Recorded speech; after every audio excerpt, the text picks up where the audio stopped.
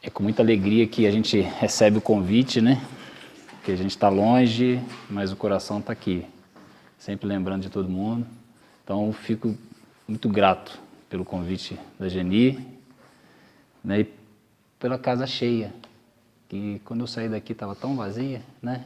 Tão pouca gente, é bacana ver casa cheia. Estou frequentando uma casa lá em Boa Esperança, nossa, vai 3, 4, isso é triste. E aqui tá bacana, tá bonito. Vamos ver se a gente consegue hoje, juntos, né, emitir muitas vibrações positivas para aqueles que precisam. Pegando o gancho da Geni, que esse mês para ela foi difícil, né, de algum tempo, mas a gente está vivenciando aí o mês de maio, né, que é o mês das mães. Então, um feliz mês de maio para aquelas que são mães aqui. E nosso tema hoje, que foi livre, né, Geni? Eu resolvi trazer algo para homenagear as mães. E eu acho que vai ser bacana essa viagem que a gente vai fazer aqui. O meu roteirinho aqui, eu vou seguir ele, né? Essa comemoração do Dia das Mães, como a gente conhece hoje, embora tenha se tornado algo comercial, teve um fundo bem bacana no início, né? E se popularizou em 1914, mais ou menos, nos Estados Unidos. Mas já era algo antigo, lá da Grécia Antiga, né, da Roma Antiga, e a ideia é homenagear esse ser especial, né, esse espírito que vem cumprir uma missão especial de ser mãe aqui. Talvez aquele amor mais próximo do que o Jesus nos ensinou. E nesse mês, e com esse tema sobre as mães, nada melhor do que falar da mãe maior, Maria, mãe de Jesus, né? Vamos homenageá-la hoje aqui e reverenciá-la. Para isso, a gente precisa voltar, retornar um pouquinho e falar de coisas grandes, de acontecimentos grandes, porque falar de Maria é isso, né? É falar de espíritos grandes, de envergadura. Então, o nosso querido Emmanuel, mentor de Chico Xavier, que todos aqui conhecem muito bem, né? Toda segunda-feira o Vinha de Luz está aqui na palestra, né? O Emmanuel tem palavras maravilhosas. E lá no primeiro capítulo do livro A Caminho da Luz, ele fala que reza as tradições, né, do mundo espiritual, que existe uma comunidade de espíritos puros e eleitos pelo arquiteto do universo, nosso Senhor Supremo do Universo. E essa comunidade de espíritos puros protege, dirige, né? Tem nas mãos as rédeas diretoras de todas as vidas das coletividades planetárias. E nós também estamos incluídos. E é interessante a gente falar que no mesmo livro, Emmanuel cita que essa comunidade se reuniu apenas 2 vezes. Parece que a equipe é boa, né? Porque não precisa se reunir muito, né? Já resolve, né? Eles se reuniram 2 vezes. A primeira vez foi antes da formação da Terra, há 4,5 bilhões de anos atrás. Então, eles se reuniram, Jesus pertence a essa comunidade de espíritos puros, e ali ficou designado que Jesus seria o governador do nosso orbe. Passados 4,5 bilhões de anos, eles marcaram uma outra reunião e definiram, nessa segunda reunião, sobre a vinda do Cristo planetário à face da Terra, para trazer para a gente o Evangelho. Trazer para a gente essa coisa imortal, né? Essa lição imortal que é do Evangelho. Então, essa segunda oportunidade, essa segunda reunião foi muito importante, e é nela que a gente vai se ater, porque ali os espíritos discutiram quem seriam os atores envolvidos naquela situação, naquele processo da vinda de Cristo. E um desses atores é Maria. Então, olha o tamanho desse espírito que a gente vai começar a falar aqui agora.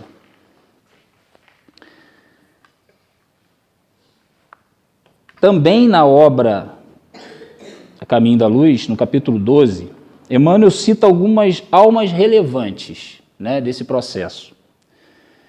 Né, nessa entrega desse código de fraternidade, teve todo um processo de estudo, de preparação para que esses espíritos viessem. E ele cita Ana, Simeão, João Batista, José, e aí ele fala de Maria nesse capítulo, nessa citação. Só que para Maria ele dá uma palavra diferente. Ele fala assim, a figura sublimada de Maria. Ele coloca Maria como a última dessa lista de citações, né? Mas ele fala de Maria como se ela não pertencesse a essa gama de espíritos. Como se ela fosse alguém acima, que estivesse num andar superior, num patamar superior. E de fato ela está. A gente tem na literatura espírita alguns trechos que dizem que Maria é um espírito que já vivenciou outras oportunidades, outras experiências com o próprio Cristo. Durante a fase de evolução de Jesus, há muitos milhões de anos atrás, há muitos bilhões de anos atrás, ela vivenciou outras experiências, trocando experiências com esse espírito. Então, não à toa, quando Jesus decidiu descer à terra, ele precisava de alguém que ele tivesse afeto, que ele tivesse ligação, né? E ele pede a Maria para vir ser a mãe dele aqui. Então, olha a missão que esse espírito, que saiu das esferas superiores para vir até o nosso planeta, cumprir o papel de mãe de Jesus. Então, a gente está falando dessa figura. E Emmanuel fala a figura sublimada de Maria. Ele a trata diferente. E assim deve ser, né? Só que para a gente trabalhar, eu não vou falar aqui, a gente não vai ficar aqui falando da vida espiritual de Maria. Para a gente é interessante aquela coisa que é palpável. Então a gente vai falar da vida material de Maria. A gente vai falar que citar aqui com todas as fontes possíveis do que ela fez durante a passagem dela aqui nesse mundo. E para isso a gente tem que trabalhar umas informações em algumas fontes, são variadas as fontes que falam de Maria. A gente tem o Evangelho de Mateus e Lucas. Os Evangelhos de Mateus e Lucas falam do nascimento e da infância de Cristo. E o de João, que fala da crucificação e da ressurreição. Tem os textos apócrifos, que nós devemos dar ouvidos. Embora não tenham legitimidade perante a Igreja Católica, alguns antigos pais da Igreja usam e utilizavam desses textos para ensinar, né? E um especial, a gente vai falar do proto-evangelho de Tiago. Esse Tiago é o Tiago maior, filho de Zebedeu, e ele tem um proto-evangelho e recebe esse nome proto porque ele só fala até o nascimento. Ou seja, ele conta aqueles momentos anteriores ao nascimento de Cristo. Né? Por isso recebe esse nome. No Corão Sagrado dos muçulmanos também, a gente tem algo sobre Maria. Cita bastante, inclusive ela. Ela é mais citada no Corão do que o próprio Jesus. Tamanha importância. E na obra Boa Nova, de Humberto de Campos, psicografia de Chico Xavier. A gente também vai utilizar, pegando essas fontes todas, a gente vai tentar seguir uma linha sequencial da história de Maria. Então vamos começar no Boa Nova.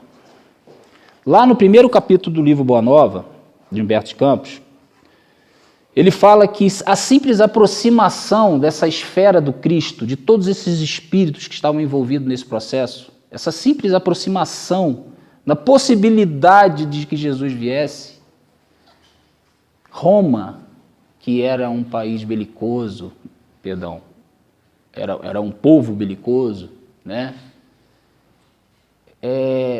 De maneira estranha, eles começaram a sentir uma paz. e houve uma paz estranha 20 anos antes do nascimento de Cristo e se perdurou durante algum tempo. Uma paz que ninguém entendia, num povo que vivia em guerra, né? Embora os acontecimentos com Cristo, tudo aquilo, a guerra em si, o sangue, a violência, isso se reduziu bastante. E o povo sentia, inclusive é chamado do século Augusto, né? O povo sentia uma paz diferente. Acercavam-se de Roma e do mundo não mais espíritos belicosos, como Alexandre, Aníbal, mas vinham aqui vestir, né, os andrajos de pescadores, aqueles espíritos que pertenciam a essa gama de espíritos que vieram preparar a vida de Jesus. E entre esses espíritos estava Maria, né? Com uma missão, talvez das mais importantes, trazer o próprio Salvador, o Messias, prometido pelas Escrituras, e trazer ele, dar luz a ele e trazer ele à vida, né? Então, voltando na questão da vida de Maria, ela tinha como os pais Joaquim e Ana, e Joaquim e Ana tinham dificuldade para gerar filhos, né? Eles ficaram 20 anos para gerar filhos. E já estavam com uma certa idade quando imploraram a Deus, né? E conseguiram trazer Maria. E eles entenderam que Maria veio como um prêmio, né, para eles. Então eles entregaram Maria aos 3 anos de idade ao Templo de Jerusalém, porque naquela época poderia a menina, né, ajudar nos ritos, nos rituais do templo. E eles fizeram questão que acontecesse isso, né, que fosse dessa forma. E Maria trazia dentro de si algo diferente. Ela era um espírito diferente, um espírito extremamente espiritual, diferente, né? Ela tinha facilidade com essas coisas do sobrenatural, do espiritual, né? Só que ela alcança a adolescência. E aí, quando ela alcança a adolescência, ela não pode mais ficar no templo, né? As mulheres não podiam ficar no templo. E em algum momento aqui a gente perde a conexão e a gente não sabe se os pais dela morreram. Ela estava por volta de 15, 16 anos aqui nessa época. E a gente não tem notícias se os pais dela já estavam mortos. Mas certo é que houve uma reunião entre as tribos e decidiram que o tutor dela seria José. Então, inicialmente, José não foi marido dela. Não foi essa a intenção inicialmente. Ele ia cuidar de Maria. Ele nem queria. Depois, posteriormente, ele a esposou, né? Ele era bem mais velho que ela. O que eu estou falando aqui, gente, está tudo nos evangelhos, no Corão, no próprio evangelho. Então, a gente tem que trabalhar com esses textos para a gente poder ter uma noção de como Maria vivenciou, né? Teve essa passagem aqui na Terra. E aí, num determinado dia, Maria estava trabalhando, já estava com a tutoria de José, que é outro espírito muito importante nesse processo. Como cita Emmanuel lá, José também fez parte daquela egrégora de espíritos que vieram, né, preparados para essa missão. De José eu vou falar rapidinho, mas eu vou falar só uma coisa. José cuidou dos 2 maiores seres que esse planeta já viu: Maria e Jesus. Então, quem será esse espírito?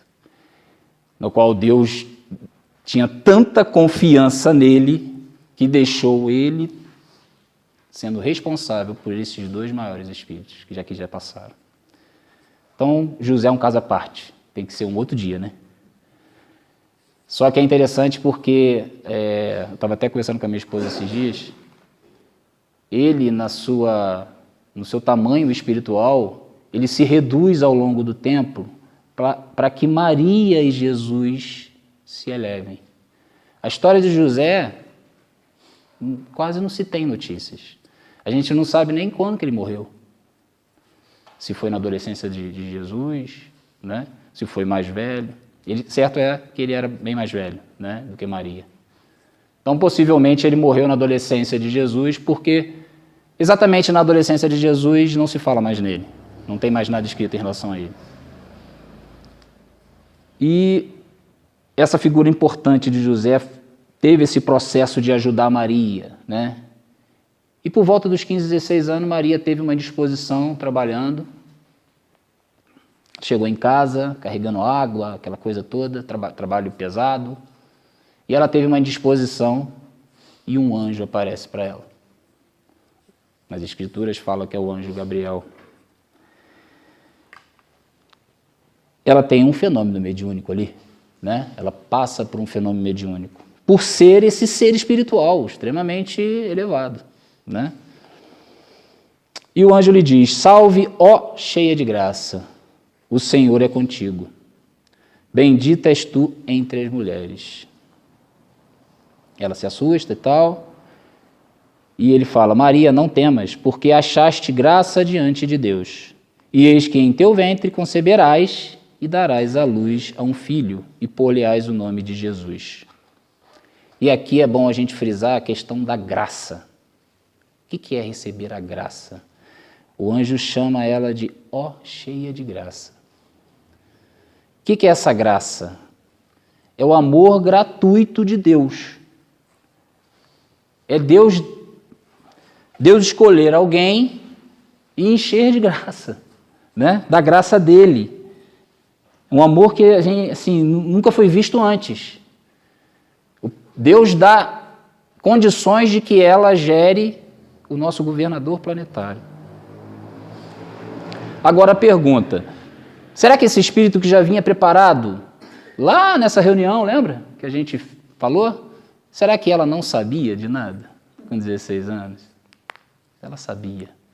Ela sabia desse instante até o instante da ressurreição. Ela sabia tudo o que ia acontecer.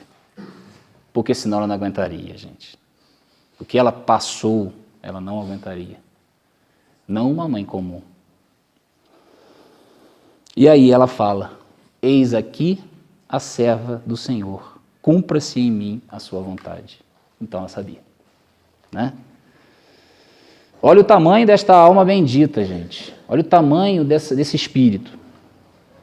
E aqui eu vou abrir um parêntese sobre André Luiz, que também é maravilhoso com os seus livros aí, com Chico Xavier. Nos seus ensinamentos ele fala de uma enxertia mental, que é o quê? Uma enxertia mental que ocorre durante a gravidez, na gestação. É como se uma mente estivesse dentro de outra mente, como se as duas mentes se unissem durante a gestação. Então é como se fosse uma enxertia mesmo. Imagina uma raiz que você corta ali e tal, enxerta ali uma planta, né? Que você enxerta ali uma outra raiz e ali elas, né, crescem juntas. Então é mais ou menos isso. Existe uma troca intensa entre esses dois seres durante a gestação. André Luiz é muito técnico, né, por ser médico, e ele fala muito dessa questão que acontece no interior nosso, né, no nosso perispírito, esses ensinamentos que ele nos passa. E é interessante citar isso aqui, essa questão da enxertia, porque que raiz é essa? Que raiz é essa que é capaz de receber essa enxertia de Cristo, do Espírito do tamanho de Cristo? Então, que raiz forte é essa que consegue receber o nosso governador planetário? Não poderia ser qualquer pessoa. Esse espírito estava em plenas condições de passar por aquilo ali. Essa troca com esse espírito desse tamanho, desse quilate de Jesus, né? E aí, voltando agora para a vida de Maria, chega o momento da concepção. Então a gente aqui vai falar de concepção, que é uma incógnita. Silêncio total dos espíritos. Nem nos evangelhos, nem nenhuma escritura fala sobre a concepção. A não ser no próprio evangelho que fala que o Espírito Santo descerá, né? Por que será que eles não falam? Por que será que os espíritos fizeram silêncio a respeito disso? Ninguém fala nada para Kardec, ninguém fala nada para Chico Xavier, para Emmanuel. Não é falado. Será que é porque a gente não pode saber? Será porque o assunto íntimo das pessoas é só delas? O que vai acrescentar para nós saber como foi a concepção? Pode ter sido natural, não pode? José e Maria? Com certeza, né? Pode ter sido, nós que somos espíritas, a gente sabe que a materialização é possível. A gente sabe de histórias de materialização de órgãos inteiros nas curas, nas cirurgias espirituais. Então, materializar um espermatozoide não seria tão difícil. Mas eu não estou levantando essa hipótese aqui, gente. Porque o silêncio dos espíritos nos falam. E Emmanuel cita isso quando cita Ana, Simeão, Maria, José, que esses espíritos são ridicularizados por aqueles que não são cristãos, por causa dessa situação. Então, é porque a gente não precisa saber das coisas íntimas dos espíritos. Como foi, não importa. O importante é o fruto. E o fruto é Jesus. Então, sob a concepção, o ensinamento dos espíritos é que a gente tem que deixar quieto. Não vamos falar sobre isso. Não nos interessa. E não vai acrescentar em nada. Agora, houve uma gestação. Porque houve uma barriga. Né? Ela encontra com Isabel, os bebês se movimentam dentro do ventre. Né? Então, houve uma coisa natural ali na gestação. Né? Houve o parto na manjedoura. Houve Jesus na cruz sangrando. Então, aqueles que acreditam que o corpo de Jesus era materializado ou não era material, então aquilo tudo foi uma farsa. Foi para enganar a gente. Sangue, sofrimento de Jesus na cruz não existiu se o corpo era materializado. Então, houve um corpo físico, né? O nosso governador planetário se fez pequeno, sim, e veio fisicamente para nos ajudar. Então, isso é fato. E aí, a gente chega na hora do nascimento, na manjedoura. Lá na manjedoura, para quem hoje já trabalha em maternidade, imagina como era a higiene daquele local. Sem conforto, sem higiene, sem uma parteira. Ela estava sozinha. Eis aqui a serva do Senhor. Cumpra-se em mim a sua vontade. Maria sabia que tinha que ser daquela forma, que ia passar daquela forma, e sempre resignada. Sempre sabendo que ela ia sofrer aquilo que precisava sofrer para que Jesus viesse ao mundo e se engrandecesse. Na visão materialista, na visão material nossa, a manjedoura e todo aquele processo ali foi ruim, né? Não foi adequado, digamos assim, né? O nosso Salvador, o Messias, o governador planetário, deveria nascer numa situação muito melhor. Esse é o pensamento materialista, o pensamento de nós que estamos aqui no corpo físico. Mas se nós tivéssemos condições de ver espiritualmente, com os olhos espirituais, a falange dos ministros de Jesus estavam em festa nesse momento. O local estava repleto de anjos maravilhosos e uma energia maravilhosa naquele momento. Tão grande que na literatura espírita a gente lê, que só o momento do nascimento ele já curou muitas pessoas no mundo inteiro. Só naquele momento que ele veio à Terra. Tamanho era a grandeza desse ser, desse espírito. Então imagina isso se nós tivéssemos os olhos espirituais para verificar isso, né? E aí, esse momento passa, foi o único. E após 8 dias, os pais levam o bebê para o Templo de Jerusalém, para a circuncisão, né? Algo comum na época. Para comprovar a descendência de Abraão, era preciso que fizesse a circuncisão. E lá, duas figuras que já foram citadas aparecem, Ana e Simeão. Ana era lá uma daquelas que ficavam no templo muito tempo, extremamente religiosa, extremamente dedicada a Deus.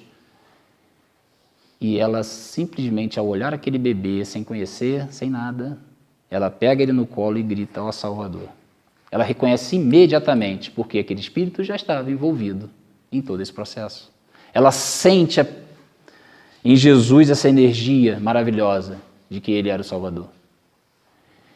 E Simeão, que é uma figura mais interessante até, Simeão pega Jesus no colo e ele fala algumas frases interessantes. Ele fala assim, meus olhos já contemplaram a salvação. Pedi a Deus que não morresse antes de contemplar a salvação. Esta criança virá para a grandeza e a queda de muitos em Israel. Aí ele vira para Maria e fala, e quanto a ti, mulher, uma espada atravessará o seu peito. Pesado. Uma espada atravessará o seu peito. E ela guarda, o evangelista cita que ela guarda aquilo no coração. Como quem sabe, não tem jeito, vai acontecer, né? E eu tenho que ter força para resistir a isso. E ela guarda. E aí foi, Jesus cresceu, teve muitos prodígios durante a infância, né? Ela continuou cumprindo o papel de mãe. Nesse tempo, nesse momento, talvez José já tenha desencarnado. E começa o ministério de Jesus. Maria o tempo todo apoiando Cristo, o tempo todo ao lado do Filho. E chega a Semana Santa. A gente está indo numa sequência. Chega aqui o momento derradeiro de Cristo, né? A semana derradeira de Jesus. E Maria estava lá, para variar. E ela foi avisada que Jesus havia sido preso. Ela foi avisada que Jesus havia sido preso. Imediatamente, ela foi para o local da prisão de Jesus. Chegando lá, ela tentou entrar. Ela tenta entrar de qualquer forma para ver o filho dela. Qualquer mãe faria isso. Ele era inocente. Ela sabia disso. Ela recebe uma pancada de um guarda, um empurrão, uma pancada de um guarda, ela cai, ela bate a cabeça e um corte próximo da nuca. Sangra. Ela continua ali. Ela senta numa pedra e fica a noite toda com aquele sangramento na cabeça, esperando um único momento para poder ver o filho dela. E aí Jesus, pela manhã, é levado. Manhã de sexta-feira, ele é levado. E ele passa muito rapidamente em frente a Maria. Eles trocam alguns poucos segundos de olhares. É muito rápido. Jesus olha para ela olha para ele. E aí eu fico pensando, alguns segundos. Imagina o que aqueles espíritos de tamanha envergadura se falaram naquele olhar. A humanidade fazendo aquilo com eles dois. Então imagina o sentimento que aconteceu dentro de Maria e dentro de Jesus naquele momento. Nós estávamos fazendo isso com ele e com ela.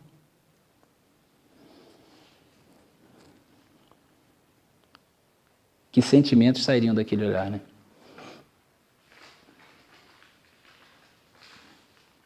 E aí eu vou lembrar. E quanto a ti, mulher, uma espada atravessará o seu peito. Foi isso que Simeão falou para ela. Chegou o momento da crucificação, que durou do meio-dia às 3 horas da tarde. Um momento horroroso, né? Nós sabemos como foi. Jesus sofre muito, Maria está o tempo todo, ela consegue vencer aquela multidão inteira que está lá, e ela consegue chegar lá próximo da cruz. para ver o filho dela. Às 3h, houve aquela última lança que entra no peito dele, abaixo do coração. Só que, às 6h, os judeus tinham que estar em casa. Era Semana Santa, eles tinham que estar em casa, 6h. Então, das 3h até as 6, o tempo era muito curto para sepultar Jesus. Então, José de Arimateia corre lá em Pilatos e pede para que ele tenha um documento que dê os direitos dele sobre o corpo de Jesus. José de Arimateia já era cristão. Embora fosse do Sinédrio, Jesus já havia conquistado o coração dele. E sabe quem apoia ele? Sabe quais são os dois que descem Jesus e sepultam Jesus até as 6, até antes das 6? Nicodemos. José de Arimateia e Nicodemos. O mesmo Nicodemos que se reuniu com Jesus à noite, com vergonha de aparecer, porque ele era doutor da lei, professor, mestre, e os demais do Sinédrio não podiam ver ele. Só que a conversa com Jesus deu efeito, surtiu efeito, porque Nicodemos depois pega o corpo de Jesus, sepulta o corpo de Jesus às 3h, de um dia claro. Então surtiu efeito. Então, vale mencionar aqui que Nicodemos também foi tocado por Jesus, né? Quem está do lado? Maria, o tempo inteiro. Passa a sexta-feira, passa o sábado, e no domingo de manhã, Cristo aparece para Maria de Magdala. Nenhum dos discípulos acreditou nela. Como assim? Nós somos discípulos, ele vai aparecer para você? A mulher era difícil naquela época ser mulher, hein? E ela insistia que apareceu. Ela sente uma mão bem magrinha, já velha, fria, tocar nela. Era Maria. Maria vira para ela e fala: eu acredito, minha filha. Eu acredito. Por que ela acredita? Porque ela sabia que Jesus ia viver.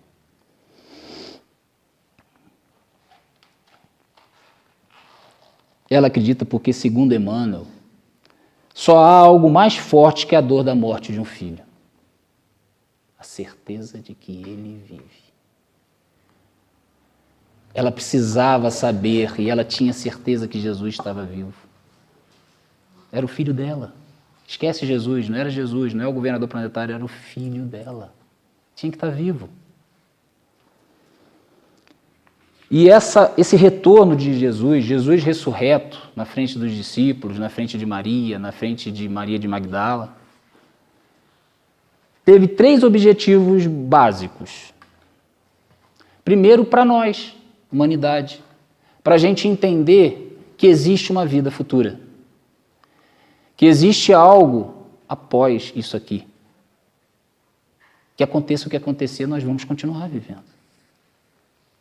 Então Jesus nos ensina isso, ele ressurreto. Para os discípulos, porque os discípulos estavam amedrontados. Mataram Jesus, nosso Salvador. O que vão fazer comigo? Né? Só que quando eles veem Jesus vivinho da Silva, eles criam forças. Agora eu vou gritar para todo mundo que o Messias veio. E foi isso de fato que aconteceu. Dos 12 discípulos, só João e Judas não foram martirizados. 10 foram martirizados. Esqueceram a morte. Viveram, falaram de Cristo, pregaram, fizeram curas e foram martirizados, com a certeza de que eles estariam vivos depois. João morre com quase 100 anos, a gente vai falar dele daqui a pouco, e Judas, infelizmente Judas fez o que fez, né?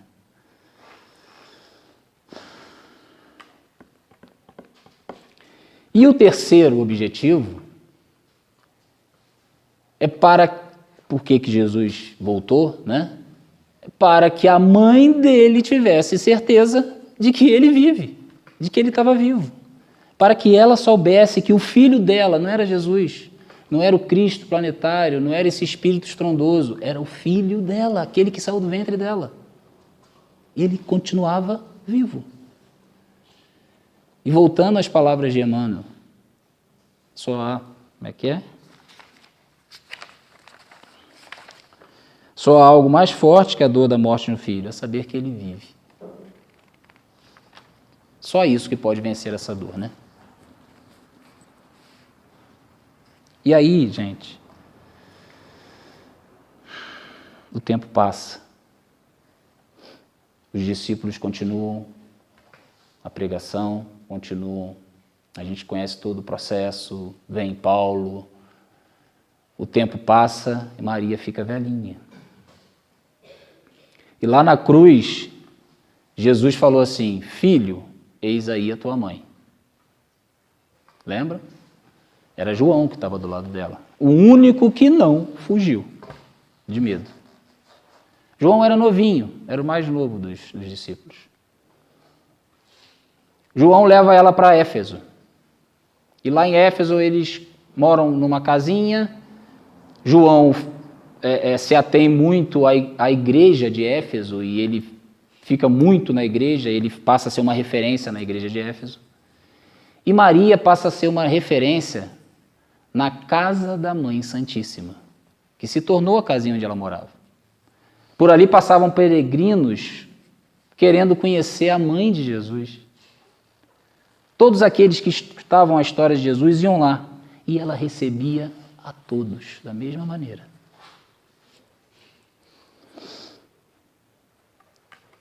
E lá no Boa Nova, de novo, no capítulo final, intitulado Maria, sugiro a todos que leiam. Maria, já bem velhinha, em sua casinha humilde e iluminada, lá em Éfeso, uma casa de peregrinação. Ela soube das angústias e dolorosas perseguições que os cristãos estavam sofrendo. Essa notícia chegou para ela. E aqui eu peço permissão a vocês para fazer a leitura desse capítulo final, pelo menos de um trecho deles.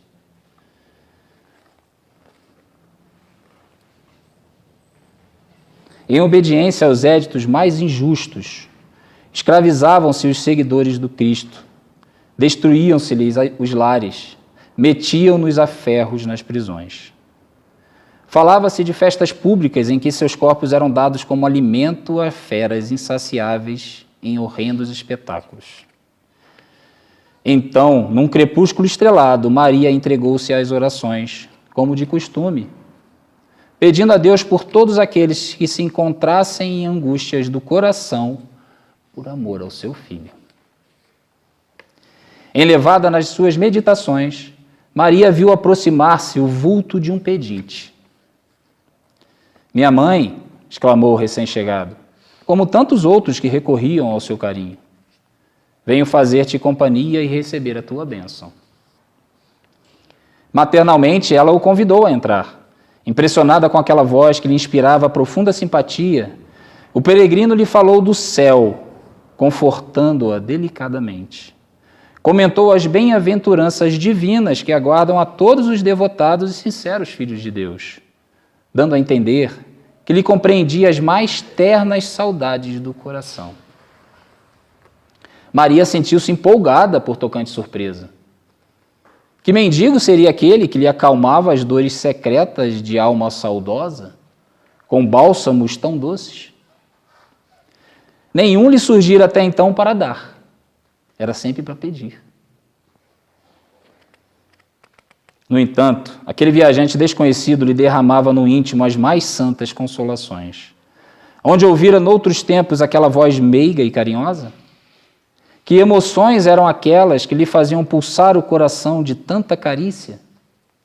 Seus olhos se umedeceram de ventura, sem que conseguisse explicar a razão de sua terna emotividade. Foi quando o hóspede anônimo lhe estendeu as mãos generosas e lhe falou com profundo acento de amor: minha mãe, vem aos meus braços. Nesse instante, fitou as mãos nobres que lhe se ofereciam, num gesto de mais bela ternura. Tomada de comoção profunda, viu nelas 2 chagas, como as que seu filho revelava na cruz. E instintivamente, dirigindo o olhar ansioso para os pés do peregrino amigo, divisou também aí as úlceras causadas pelos cravos do suplício. Ela não podia mais. Compreendendo a visita amorosa que Deus lhe enviava ao coração, bradou com infinita alegria: meu filho, as úlceras que te fizeram.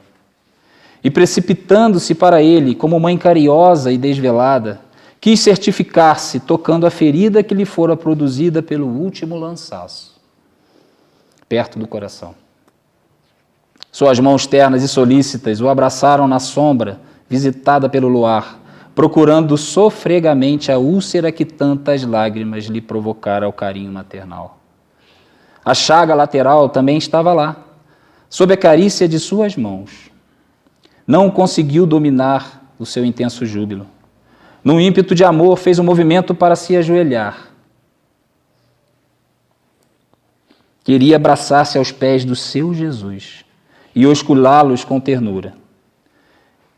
Ele, porém, levantando-a, cercado de um halo de luz celestial, se ajoelhou aos pés dela. E beijando-lhe as mãos, disse em carinhoso transporte: sim, minha mãe, sou eu. Venho buscar-te, pois meu Pai quer que sejas no meu reino a rainha dos anjos. Jesus assina com esse gesto, com caracteres de luz, como que nós devemos tratar as nossas mães. É o maior ensinamento desse trecho. Elas nos trouxeram a vida. Desde então, temos Maria, o Espírito de luz, que continua por escolha própria, porque passados alguns dias ela desencarnou e ela foi recebida por Jesus. Está no livro. E Jesus queria que ela fosse a rainha dos anjos. Ela não precisaria mais estar entre nós. Ela podia alçar as esferas superiores. Era direito dela. Sabe o que ela fez? Enquanto tiver sofrimento na terra, contigo estarei. Por escolha dela, ela cuida de toda a humanidade. Ela secunda o próprio Cristo, dentro dessa falange de espíritos maravilhosos, dessa comunidade de espíritos puros. Ela vem abaixo de Cristo.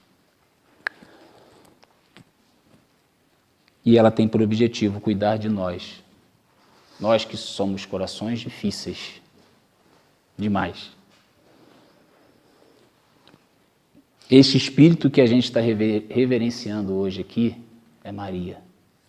É assim que a doutrina espírita vê Maria. E eu termino a minha fala com um trecho de Honoré de Balzac. O coração das mães é um abismo no fundo do qual se encontra sempre um perdão. Logo que desencarnou, Maria pediu permissão a Jesus para ir atrás de Judas. Ela foi buscar Judas no local mais profundo desse planeta. E ela, com todo o seu amor, resgatou Judas, aquele que traiu o filho dela. Gente, muito obrigado.